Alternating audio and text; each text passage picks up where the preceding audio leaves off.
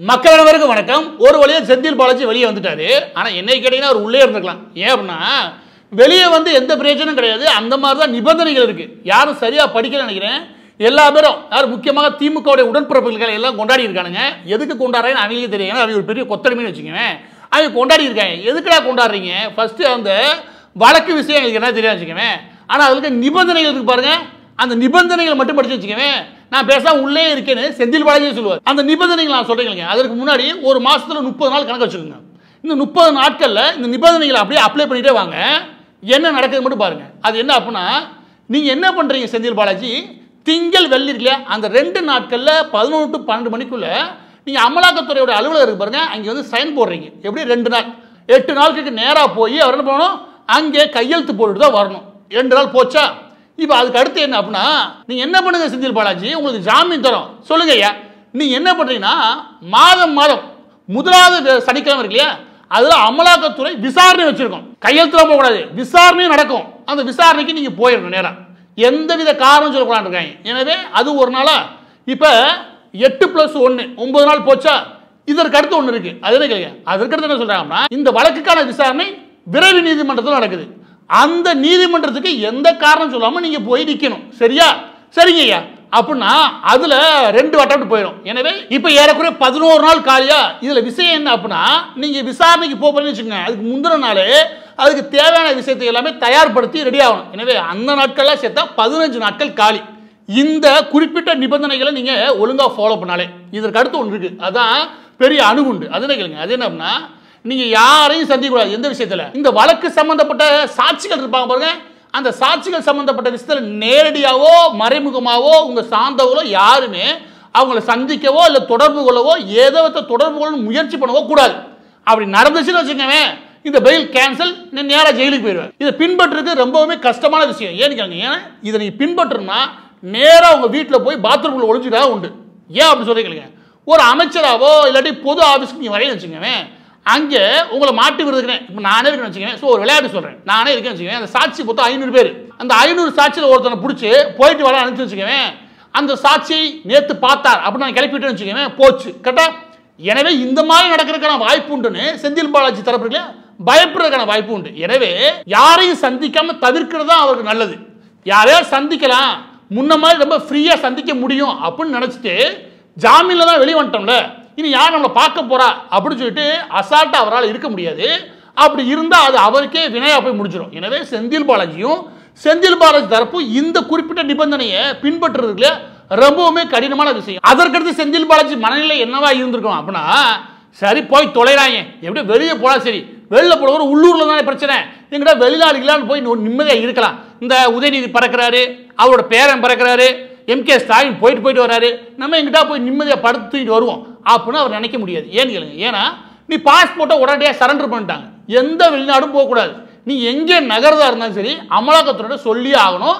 அவங்க பெர்மிஷன் இருந்தால் நகரவே செய்யணும். எனவே நீ வீட்டுக்குள்ள போய் உட்காந்துக்கோ அப்படின்னு மறைமுகமாக நீதிமன்றம் சொல்லிருச்சு. எனவே இவரால் இப்போ வெளிநாடுகளும் போக முடியாது. ஆக உள்நாட்டிலிருந்து உள்ளூரில் எவனா சந்திச்சா எவன் வந்து நம்ம மாட்டி விடுவானோ அப்படின்ற பயத்தோடு இருக்கணும். இல்ல வெளிநாடு போகணும்னு வச்சுக்கவே போகவே முடியாது. இதோட சேர்த்து இன்னொரு விஷயம் இருக்குது. இது பத்தாதா இன்னொரு கேளுங்க. அது என்ன அப்படின்னா இந்த விசாரணை சார்ந்து இந்த இன்வெஸ்டிகேஷன் ஆபீசர்ஸ் இருப்பாங்க அமலாக்கத்துறையில், அவங்க இந்த வழக்கு சார்ந்து உங்களை கூப்பிட்டு விட்டா எந்த காரணமும் சொல்லாம நேரா போய் அதுக்கு முழுமையா ஒத்துழைக்கிறீங்க. அப்ப நீங்க யோசிச்சு பாருங்க, மாதத்துல அவங்க ஒரு 3 நாள் கூப்பிட்டான்னு வச்சுக்கோங்க, இப்பயே 15 நாள் காலி. அவங்க ஒரு 3 நாள் கூப்பிட்டாங்கன்னா அந்த 3 நாளைக்கு ஒரு 3 நாள் ரெடி ஆகணும்.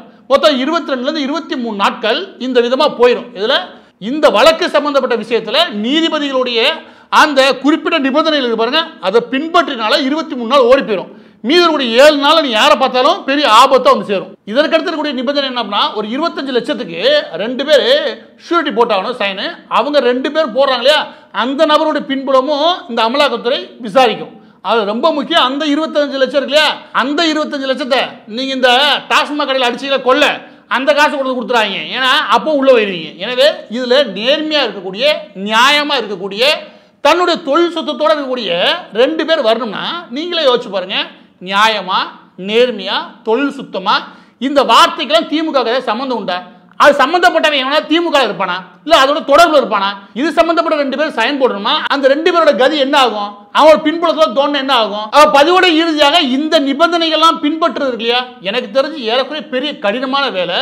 இதற்கு அவர் உள்ள இருந்தப்ப எனக்கு தெரிஞ்சு புழல் சிறையிலேயே அவர் போதுமான அளவுக்கு எல்லா வசதிகளுடன் இந்த கரூர் மாவட்டத்திலிருந்து ஒட்டுமொத்த கொங்கு பெல்ட்டையும் அவர் தன் கட்டுப்பாட்டில் வச்சுக்கிட்டு இருந்து தேவையான அரசியலும் பண்ணியிருந்தாரு. இப்போ வெளியே வந்த சிக்கல், அது கூடுதல் சிக்கல் என்ன கேளுங்க. அது என்ன அப்படின்னா, இப்போ வெளியே விட்டாச்சுல, உன் தம்பி அசோக் எங்கே இருக்கான் அதையே அனுப்பாங்க. ஏன்னா அசோக் இருக்காரு, அவர் தலைமறைவாகி ஏறக்குறைய 1.5 வருஷம் ஆச்சு. அந்த அளவுக்கு தேடி இருக்காங்க. அவர் தான் மெயின் அக்யூஸ்டு. எப்படியும் அண்ணனை தொடர்பு கொண்டாகணும். ஏன்னா செந்தில் பாலாஜிக்கு எல்லாமே அசோக் தான். இப்போ வெளியே வந்தார் வச்சுக்கோங்க, இந்த குடுக்கல் வாங்கல இல்லை இந்த நெட்வொர்க்கில் ஒரு விஷயத்தை தொடணும் இல்லாட்டி அதை தொடர்பு கொள்ளணும்னு நினச்சி வச்சுக்கோங்க, இந்த அசோக் உள்ள வந்தே ஆகணும். அப்போ அசோக்கை பிடிக்கிறது ரொம்ப எளிமையான காரணம். அசோக்கை பிடிக்காம செந்தில் பாலாஜியால் வேலை பார்க்க முடியாது. எனவே வெளியே விட்ட மீதம் இருக்கக்கூடிய 7லேருந்து 6 நாள் இருக்குல்ல, அவர் யாரை மட்டும் தொடர்பு கொள்ள முடியும் அப்படின்னா அசோக்கை மட்டும் தொடர்பு கொள்ள முடியும். ஆனால் அசோக்கு தொடர்பு எல்லைக்கு வெளியில் இருக்காரு. தொடர்பு எல்லைக்குள்ள வந்தாருன்னு வச்சுக்கோங்க, அவரை பிடிச்சிட்டு போயிடுவாங்க. எனவே செந்தில் பாலாஜி அவர்களுடைய மனநிலை என்னவா இருக்குன்னா, அதுக்கு நான் உள்ளே இருந்திருப்பேன், வெளியே கூட்டி வரேன்னு சொல்லி கூட்டி வந்து இவ்வளோ நிபந்தனைகளை போட்டு என்னை கொண்டு உட்கார வைக்கிறீங்களே, இதுக்கப்புறம் நான் என்னன்னு வாழ்றது? அதான் அவருடைய மனநிலையாக இருக்க முடியும். இதில் கூடுதல் கஷ்டம் அவருக்கு என்னன்னா, நான் யாருக்கா கொள்ளையடிச்சேன்? உங்களுக்கு தானே கொள்ளையடிச்சு கொடுத்தேன். நான் மட்டுமா கொள்ளையடிச்சேன்?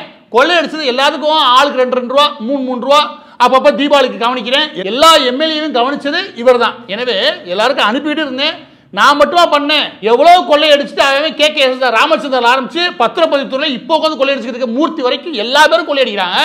ஆனால் நான் மட்டும் உள்ள போயிட்டு வரேனே, இவங்க அடிக்காத கொள்ளையோட நான் அடிச்சிட்டேன் அப்படின்றதான் செந்தில் பாலாஜியோடைய மனநிலையா இருக்கும். அதுவும் யாரு திமுக போட்ட வழக்கு தான் உள்ள போயிட்டு இருக்காரு. அதுல RS பாதி கூச்சமே இல்லாம திமுக போட்ட வழக்குன்னு அவரை ஒத்துக்கிறவங்க செய்யறாரு.